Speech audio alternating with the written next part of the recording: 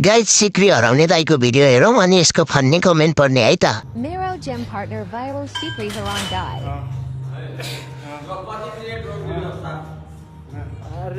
रुको जरा सबर करो। अब अर्को आन्दोलनमा औठी हराउँछ है। ज्यान मात्र होइन मन पनि बलियो बनाउनु पर्यो दाइ, रोइदिने।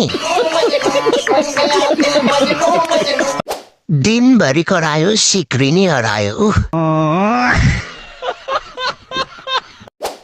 यो सिक्रीको नाम इतिहासमा आउँछ।